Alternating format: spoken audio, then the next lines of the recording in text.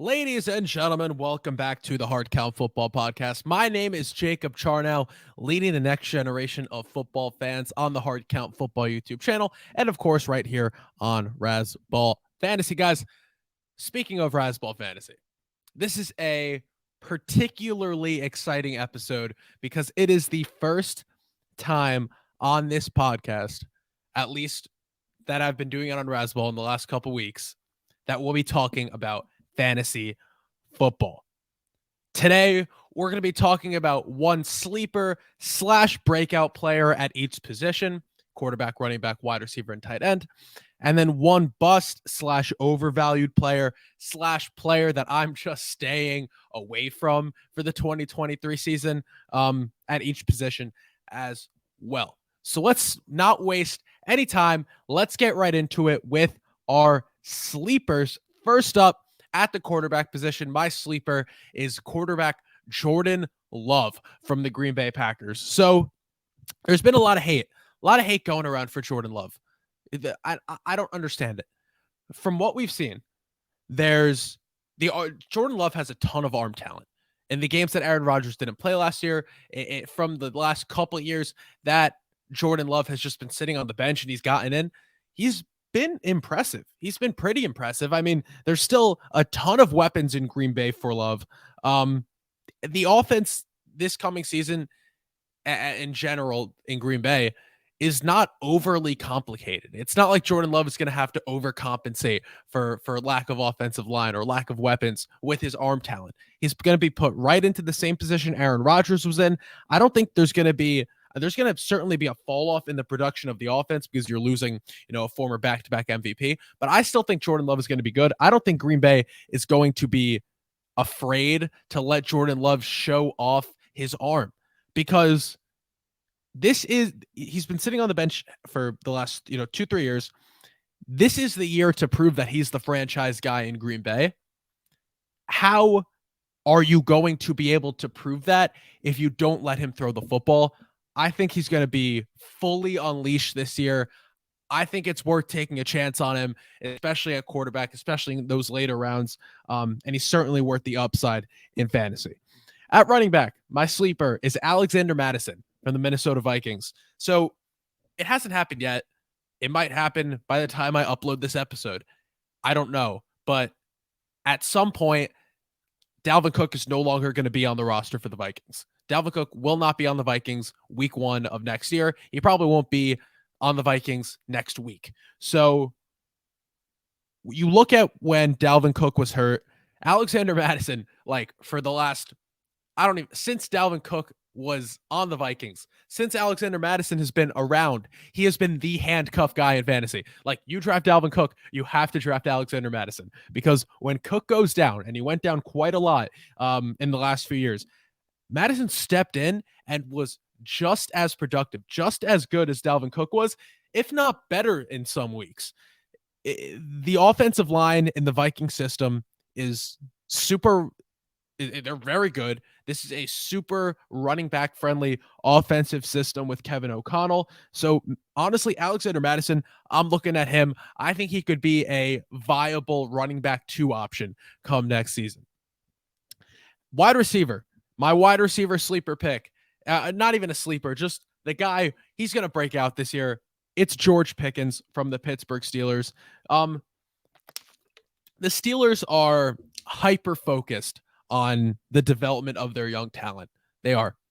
Whether that be Kenny Pickett or George Pickens, they want these guys to kind of grow up together, become the next face of Pittsburgh, the next offense. This is the next team that's going to go 500 for the next 6 years. They want them to grow together. But George Pickens will be the wide receiver 1 option in Pittsburgh this year. There's no doubt about that. He's a guy I'm incredibly high on. He's so talented.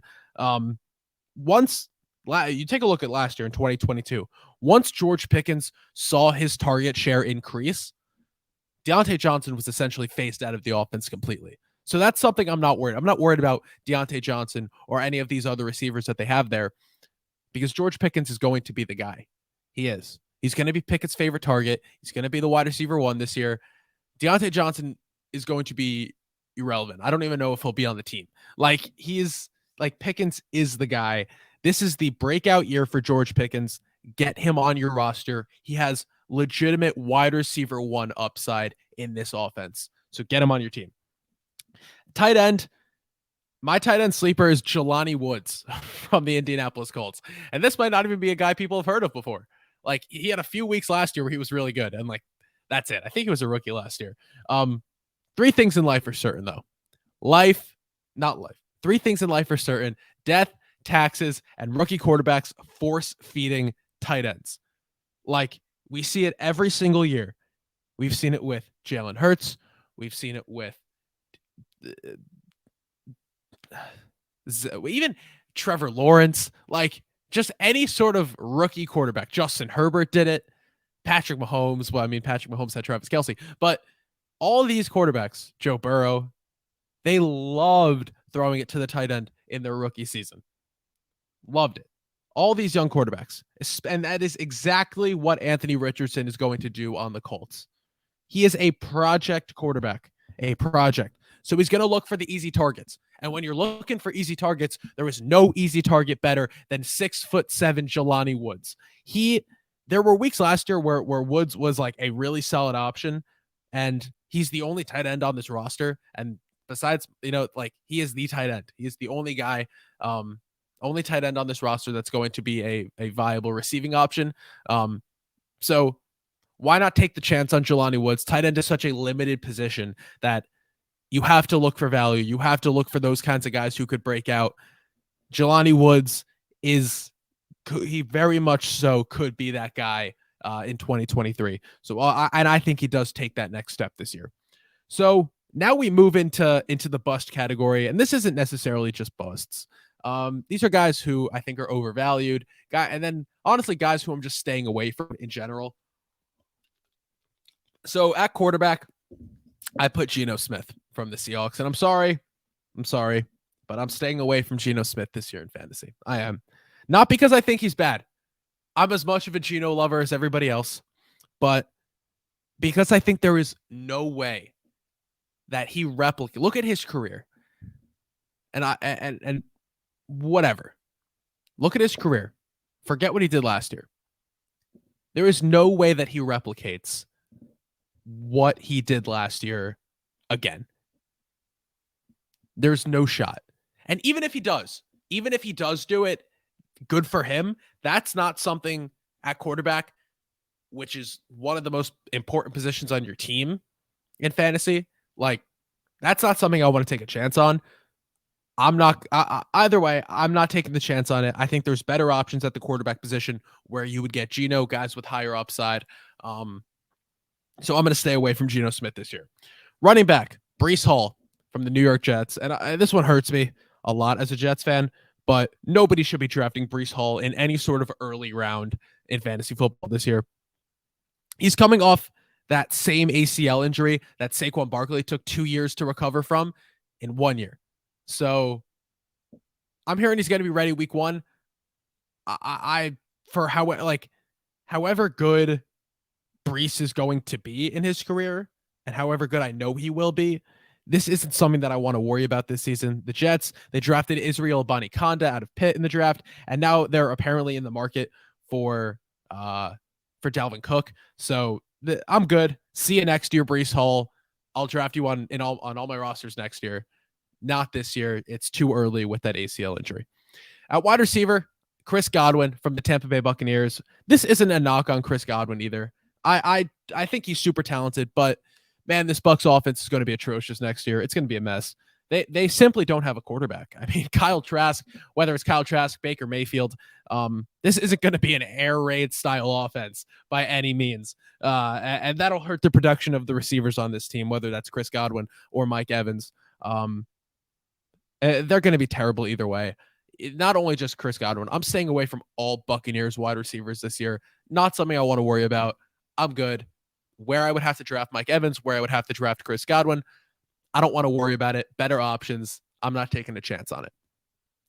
And at tight end, finally, I have David Njoku from the Cleveland Browns. We don't know what this Browns offense is going to look like next year. We don't. Deshaun Watson is back once again.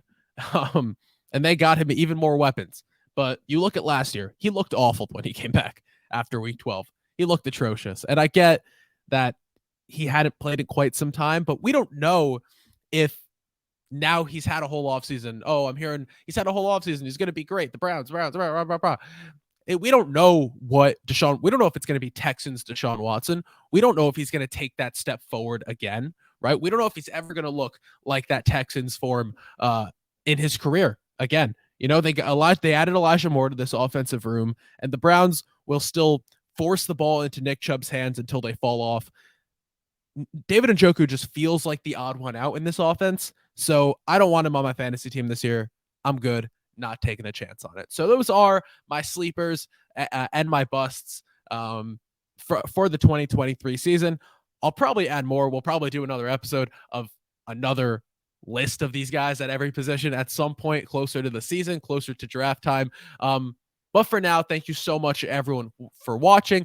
Be sure to go follow me on Twitter at Jacob Charno right here and on Instagram at Hard Count Football. Subscribe to the Hard Count Football podcast on YouTube. And subscribe to Razzball Fantasy, of course, and check out all their other amazing content. There's so many amazing creators on here doing so many amazing things. So I do appreciate everyone for watching once again, and I will see you next time.